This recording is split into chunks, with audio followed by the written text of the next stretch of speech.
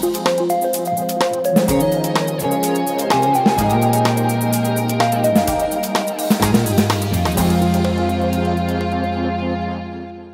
this week we're going to take a look at the issue of people living in RVs on El Camino Real. They've been there for a couple of years, up to 40, 50 people or RVs parked there. It's for some people become an eyesore. For others, they said they're just trying to make a living around here.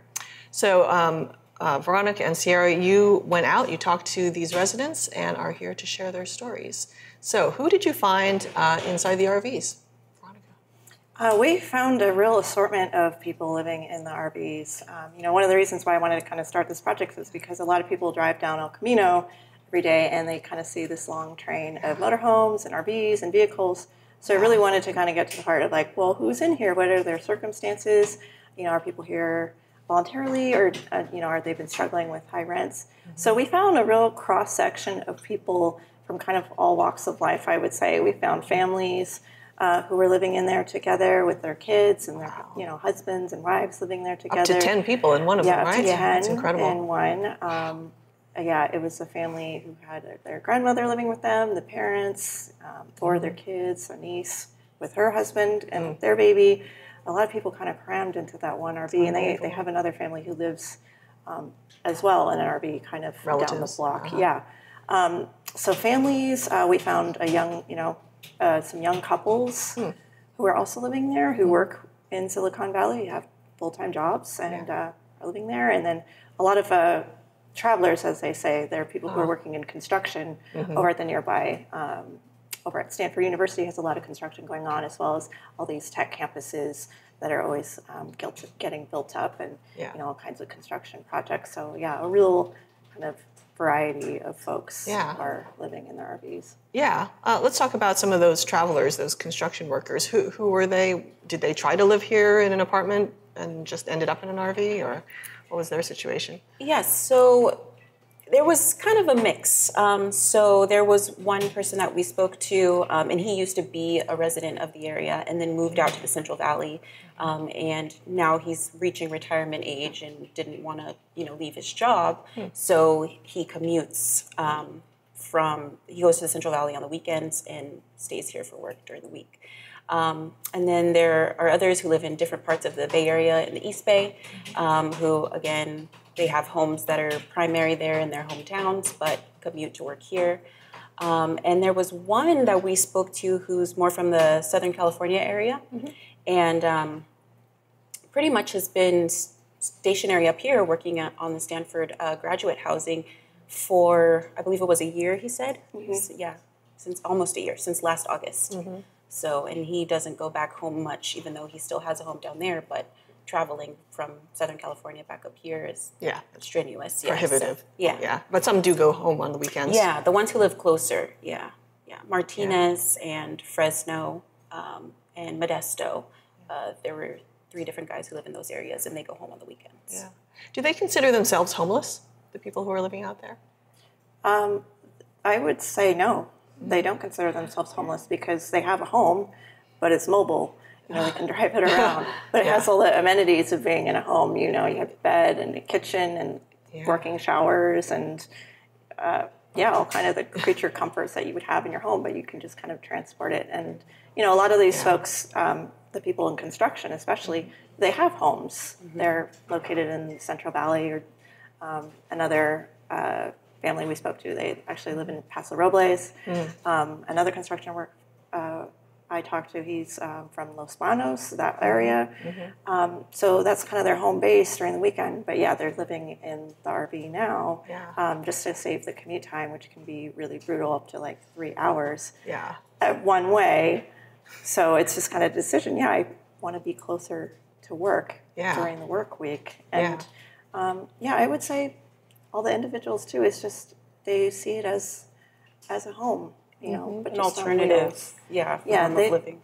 A lot of folks I spoke to were kind of adamant that they don't consider themselves homeless. Interesting. Yeah. Because I think sometimes when people look at the RVs on the street, they're making some assumptions about who's there. Are there many people, did you think, that kind of were choosing to live there as a lifestyle? Because I think that's one thing that people may assume. It's like, well, they don't want to get an apartment. They don't want to work. Yeah. One of the families that we spoke to, well, the family of 10, they used to have an apartment in San Jose, and because of a rent hike, they could no longer afford it, and that's when they transitioned to RV living.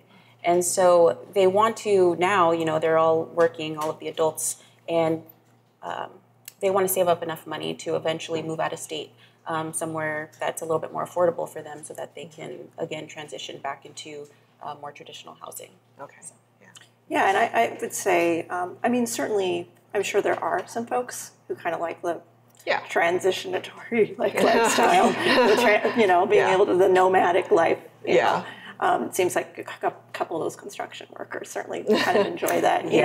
The travelers, that's what they're known by. Yeah. But I would say it's kind of a solution to a problem where a lot of people come out here, they get work, but then they just can't find an affordable place to live, or the comparable square footage is equally tiny, but yet they're paying insane amounts, like $1,900 for a security deposit, and then $1,900 every month for a tiny little studio.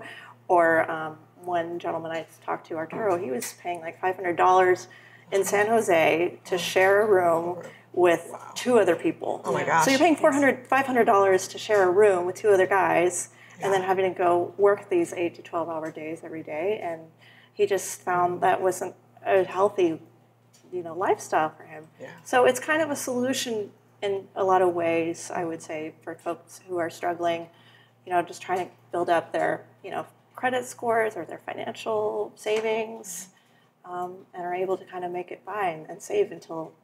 I think a lot of folks kind of see this as just like a kind of a temporary solution. Yeah.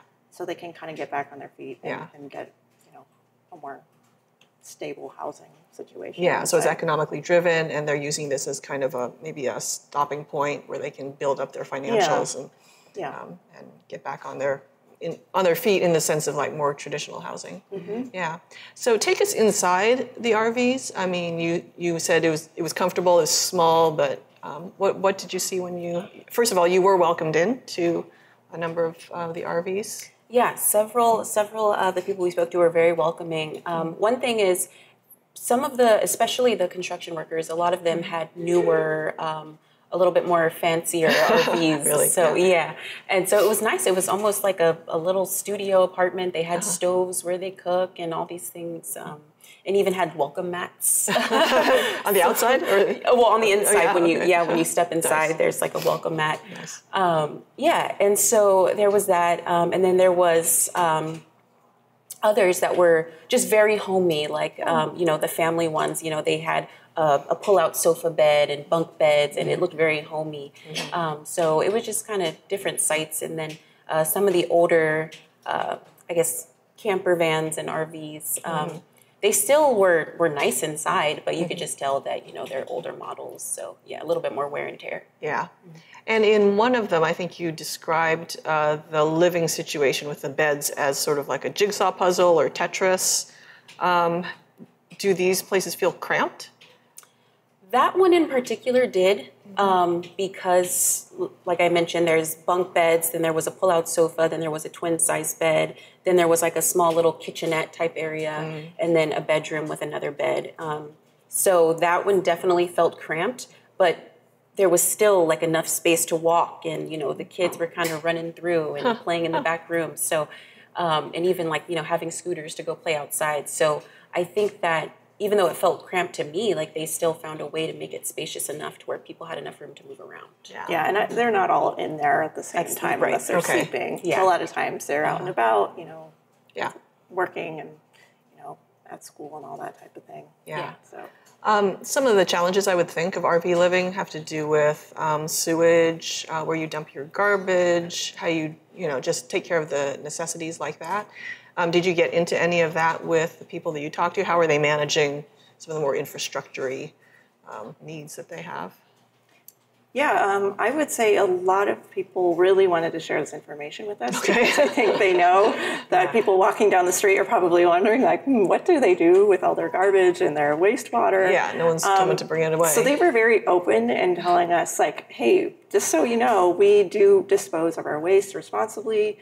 You know, we drive it up. There's a number of RV lots. I believe there's some in Redwood City. Yeah, that accept the waste. I think you just have to, you know, kind of like when you're dumping off things at you know, a landfill or something, you pay a little bit of a fee. I think it was $25. Yeah, They said. so that's just part of RV living. Every week, you take it over there, you dispose, you get fresh water. You know, for the folks who like to shower in their motorhomes. Oh, okay. Yeah, and you know, they have propane, so they have gas stovetops, and dispose of their trash and everything at these lots and such. Oh, okay. So it takes care of all those kinds of needs when you go up there. Yeah, and I would say there are some folks who have the older vehicles who aren't able to kind of make, you know, they're kind of run down and sounds like pretty pricey repairs to kind of fix some of these systems. So there are some who just choose to kind of use the facilities that are in the area. I know the Family 10, I believe some of those family members, they go to a gym. You know, they belong to a gym, so you're able to take care of your, you know, hygienic needs, get showers and everything there. Yeah. Okay. So let's talk about some of the opinions that they have of the others who are living on the streets, because we're talking about people looking at them from the outside. But are they a community of people who are living here? Do they know who's on the street, or are they just more like people who happen to park next to each other and kind of go about their business? Did you sense any kind of interactions there? I would say it's more of the latter, where a lot of people we spoke to said they kind of keep a low profile and they just, you know, come home from work, go into their RV and hang out there. But they were observant of, you know, who else is around and, you know, who lives there. And then there are some people who know each other, like some of the workers, the construction workers know each other. Of course, like we mentioned, the family of 10, they have relatives that are in another RV. So there is a little bit of that community there, but not quite as much. Yeah, I would say a majority love to kind of keep that low profile, just kind of remain out of sight, you know, and, you know, they just want their privacy like everyone else. Sure, You know, when you go home from work, you're tired, you want to just be hanging out on your lawn, you know. Yeah. I think people just kind of like to retreat and kind of have their own little sense of privacy. Yeah. Did you get any sense that everyone has kind of their spot? Because this is the issue, you know, vehicles can't be parked on the street for more than 72 hours without moving. How are they dealing with that, moving around?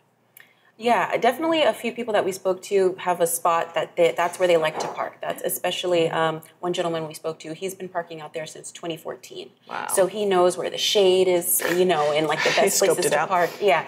and he mentioned that he drives his RV to work every day. So some people don't. They have personal vehicles or get rides, and so they leave their RV for the day. But he drives his to work. So he says when he comes back, he has difficulty finding parking, and he's like, I like to get my spots in the shade, especially on the hot days. So there's definitely that sense of, you know, that race to get to the best spot. Yeah. And when they have to move every 72 hours or whenever the police issue those tow warnings, it's kind of this like game of musical chairs where you see them and they move down the block and then you have others kind of filling in. Interesting. Yeah, and then once the tow warning is over, like they kind of move back. They definitely, I would say they have kind of their favorite spaces.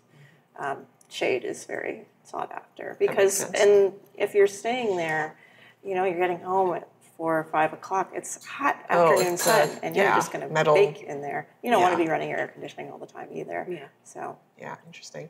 You mentioned the police. So have there been interactions with the police among the people that you interviewed? Because I know that the law enforcement wants to keep the issue, I was going to say problem, the situation kind of compliant with the law. Yeah, I would say, you know, they get the 72-hour tow warnings. I don't think as frequently as in other communities, like say Mountain View has been, and that's kind of the complaints that we heard from folks, is over Mountain View that they're really strict about the 72-hour rule. So they're always having to move. I think Palo Alto was a little bit more, has kind of a little bit more of a, I don't want to say hands-off, but maybe grace period. Grace period, and so other, you know, they kind of have those occasions, those interactions with the police. one couple that I spoke to who didn't want to be included in the print story had been there for a number of years. I want to say at least 5 years.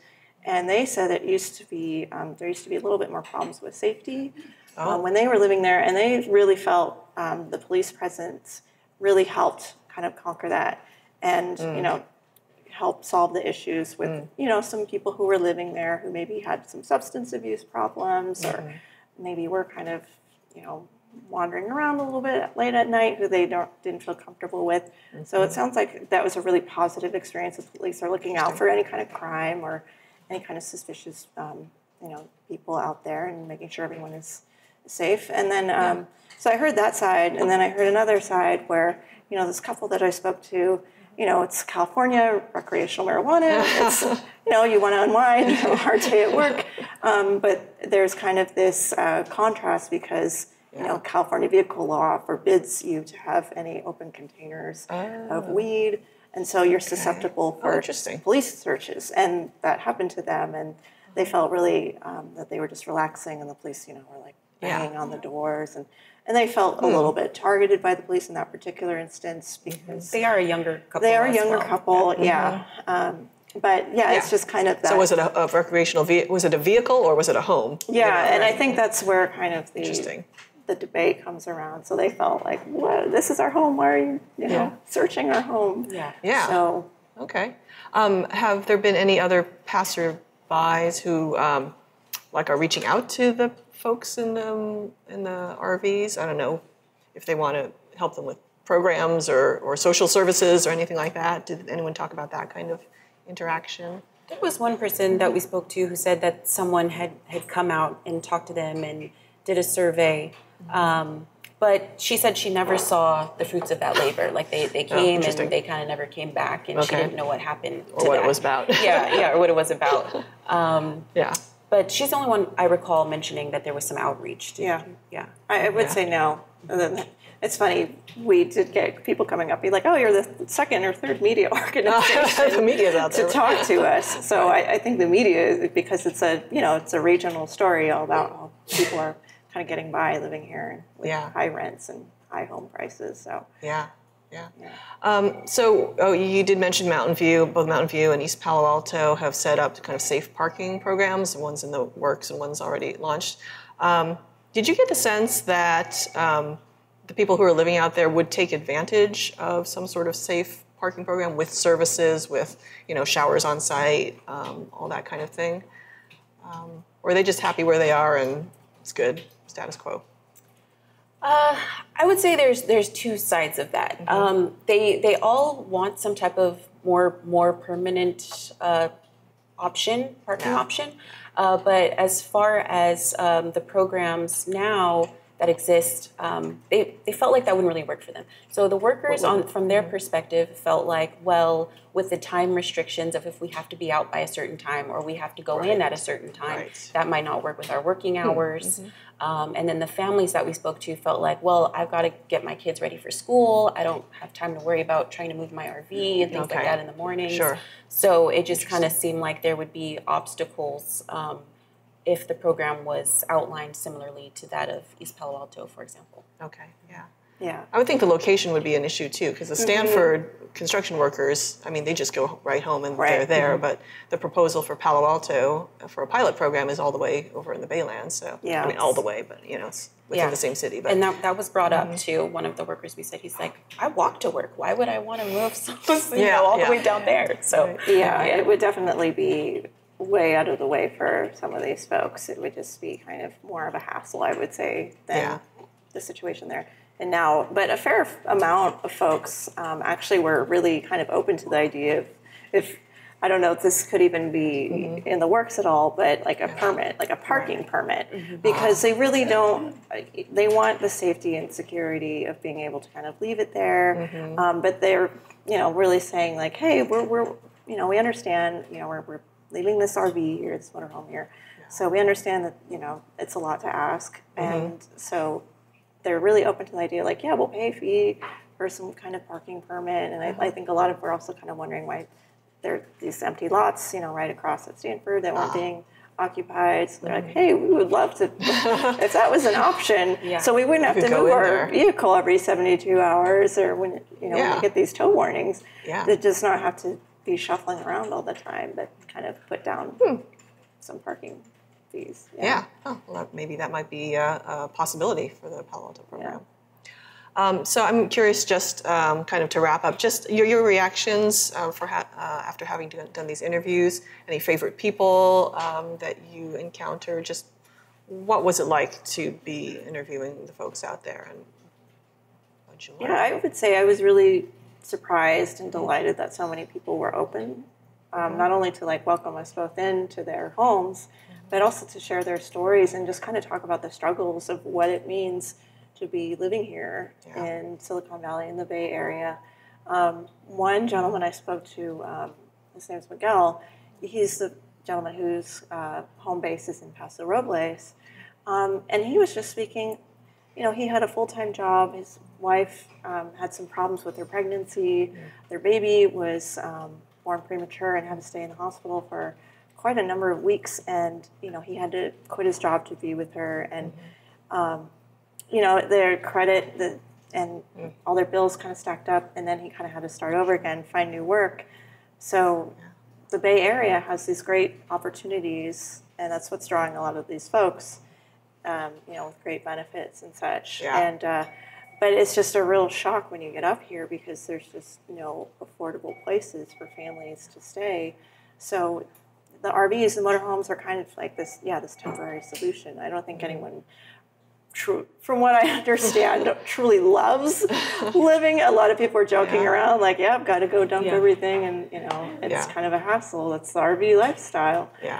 So it's just kind of a solution, I think, for the lack of affordable studio and one-bedroom apartments for now. So that was really insightful to hear his personal story, and I'm sure a lot of folks have similar situations for one reason or another. They come out here or expect to be able to make it. The rents, keep rising. And What you see? Yeah, I would agree with Veronica. I'd also say myself, I was enlightened from not living in the area. I've driven past those RVs many times, and in my mind, I just assumed, these are Stanford students who probably can't afford campus housing or something. And I was like, that's brilliant. I should have thought of that when I was in college. But getting to know these people and really seeing all the different walks of life that are out there and their different circumstances was really enlightening. And I think just very interesting because you hear everything about, the housing crisis and what's going on and people can't afford this or that. But to actually,